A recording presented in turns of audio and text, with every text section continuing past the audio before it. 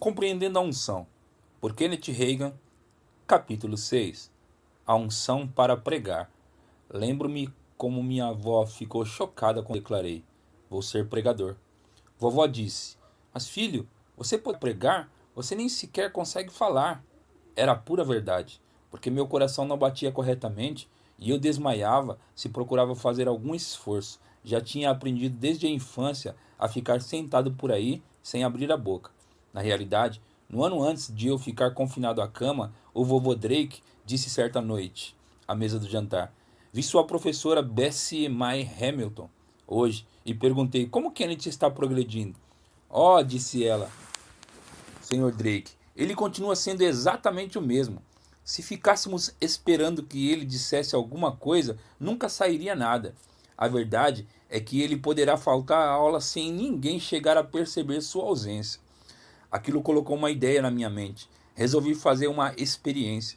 Havia somente 2 aulas de tarde, a da senhorita Bessie May e outra. E assim, 2 ou 3 vezes por semana matava as aulas e ia para a diversão. Sabe, realmente nunca sentiram a minha falta. Nunca me deram uma falta.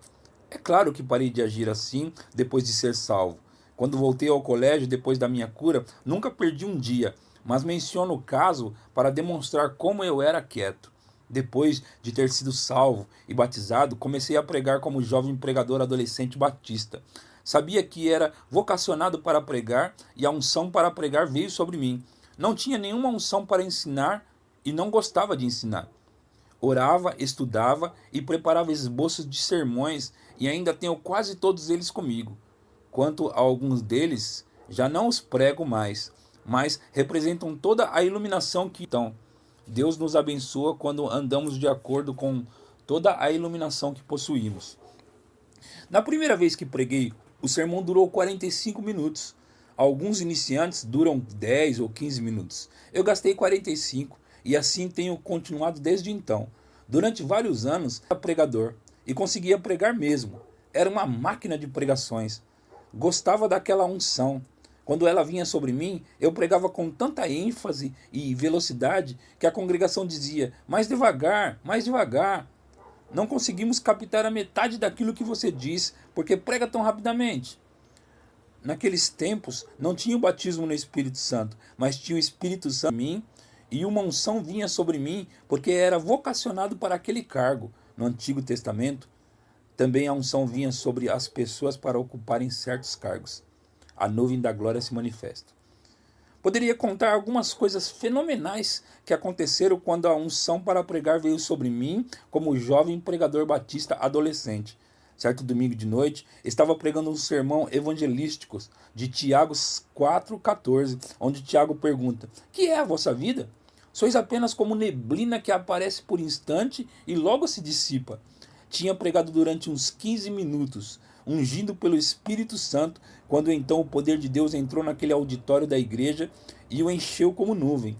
Não consegui ver nenhum só membro, estava dentro da nuvem, escutava o som da minha voz, mas não reconhecia uma única palavra daquilo que dizia. Durante 17 minutos, orei para meu relógio, não consegui distinguir uma única palavra.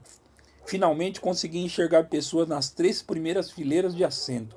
Então a unção começou a desaparecer. Era exatamente como se uma nuvem se levantasse de cima do grupo inteiro. Não falei nada a respeito. Terminei o culto de modo normal. Vários dias depois, perguntei a um velho cavaleiro muito espiritual que estivera presente: havia algo de diferente de domingo à noite? Mas por que? Disse ele. Conte-me então se havia mesmo, e então eu lhe direi por quê. Respondeu: ora, só acontece que as pessoas têm comentado a respeito em toda a comunidade. Parecia que seu rosto brilhava. Não tinha sua aparência natural. Simplesmente parecia ser o rosto de um anjo. Então contei-lhe a respeito. Contei-lhe que não tinha consciência de uma só palavra que falei durante os 17 minutos do culto, por causa da unção que estava tão poderosamente sobre mim. Tudo isso é uma obra do Espírito Santo, a unção e a nuvem da glória. Aumenta-se a unção. Depois de ter sido batizado no Espírito Santo, entrei numa dimensão maior do poder de Deus e aumentou-se a unção. Há uma base bíblica para isso. Eliseu desejou uma dupla porção da unção de Elias. Ele tinha sido ungido pelo Espírito Santo para ocupar o cargo de profeta. E Eliseu recebeu uma dupla porção daquela unção, uma unção maior, portanto, para ocupar o mesmo cargo. Depois de ter sido batizado no Espírito Santo e ter falado em outras línguas, não avisei a igreja a respeito. Segui aquela unção dentro de mim, aquela que nos ensina todas as coisas. Algo dentro de mim disse: não fale nada a respeito na igreja. Não fiz a mínima alusão a ela. Portanto, simplesmente continuei nossos cultos usuais daquela igrejinha no interior. Não demorou 30 dias para as pessoas começarem a dizer: o que aconteceu com você? Por que você pergunta sobre o que aconteceu? Pois bem, você está diferente, diziam. E em certo sentido, estou diferente? É diferente boa ou ruim? É boa, diziam. Está bem, falei. Mas o que é? A que você se refere? Você tem poder que não tinha antes. Quando você prega, possui poder que não possuía antes. Além disso, já tinha sido ungido para pregar, mas agora aumentou-se essa unção. As pessoas diziam: quando você prega agora, quase somos derrubados dos nossos assentos. Não queria dizer que eu era um pregador severo. Tratava-se apenas do poder por trás da pregação. Certo membro da congregação era um presbiteriano. Nossa igreja era uma igreja comunitária, a única igreja da comunidade, e 85% dos membros eram batistas. Aquele cavaleiro presbiteriano era rico, e até mesmo segundo os padrões daquela época. Era dono de muitos alqueires de terra. Todos os filhos já eram adultos e casados.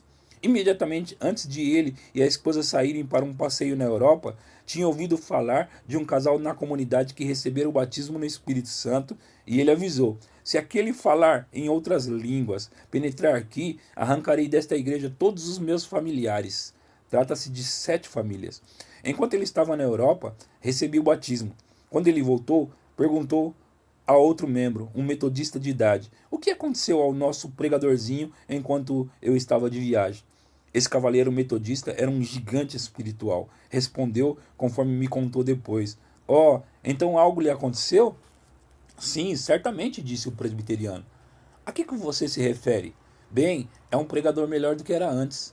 Quanto a mim, sempre pensava que era um bom pregador, respondeu o metodista. Sim, mas é mais poderoso agora do que antes. Tem um poder que nunca possuiu antes. Pessoalmente, já compartilhara minha experiência com aquele metodista, mas nada dissera em público, pois eu não queria nenhuma divisão na igreja. Eu disse então: Senhor C., sabe o que aconteceu ao nosso pregadorzinho enquanto o senhor estava em viagem? Não. Foi batizado no Espírito Santo e falou em outras línguas. O presbiteriano abaixou a cabeça e o metodista não sabia se estava para declarar que sairia da igreja ou não. Mas não chegamos a perder um único membro, nenhuma família nos deixou. Todos perceberam o valor da experiência. O presbiteriano falou abertamente: eu ouvi pregar antes e o ouvi pregar depois e quero a experiência. 93% deles me seguiram no batismo no Espírito Santo e os demais 7% continuaram a frequentar.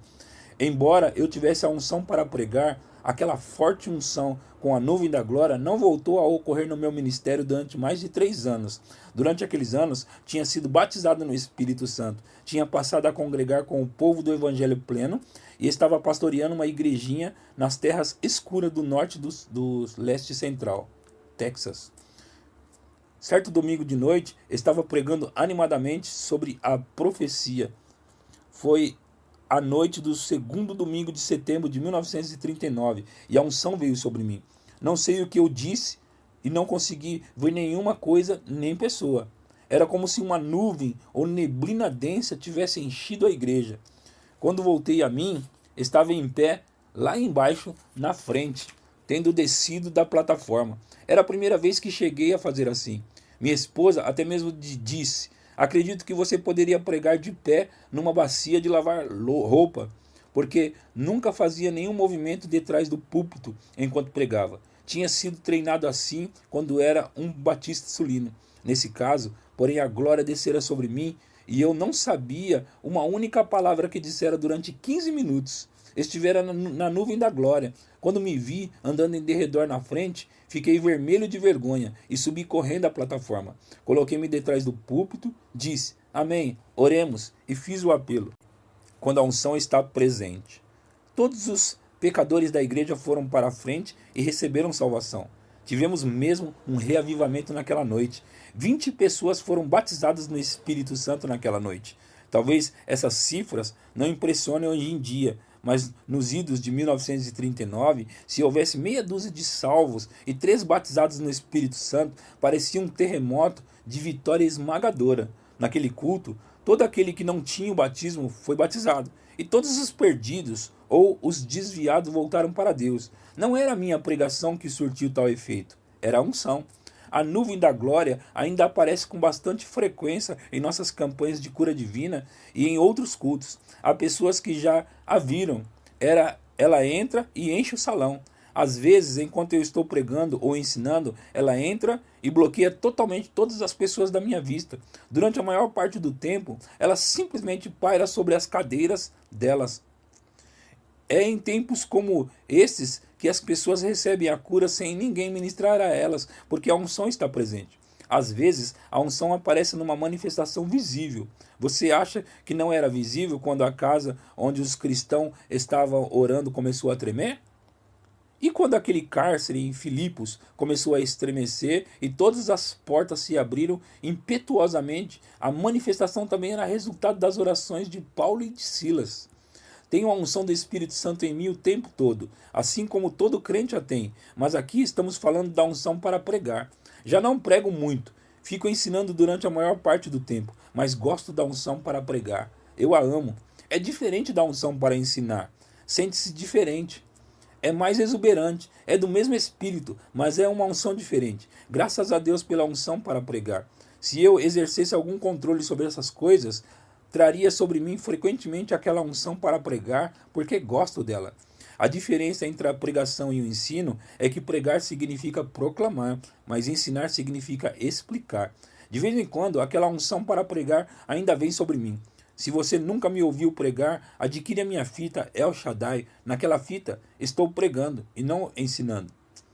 Preguei El Shaddai há muitos anos, numa reunião dos homens de negócio do Evangelho Pleno, perto de Washington, D.C.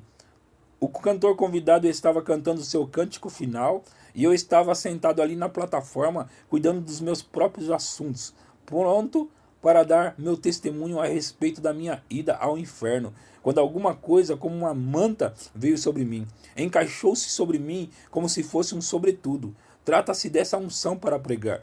Não se poderia imaginar alguém com tanta vontade de fazer sermões como eu fiquei então. Lembre-se que Elias lançou sua capa sobre Eliseu, simbolizando que o Espírito Santo viria sobre ele daquela maneira, como um manto sobre ele. E foi assim que aconteceu comigo. Afinal de contas, aquelas tipificações e prenúncias do Antigo Testamento foram cumpridas no Novo. Quando passaram para mim a palavra, não tinha minhas anotações do sermão sobre El Shaddai, mas a unção para pregar estava comigo, de modo que simplesmente preguei meu sermão e levantei voo. Tivemos um culto e tanto.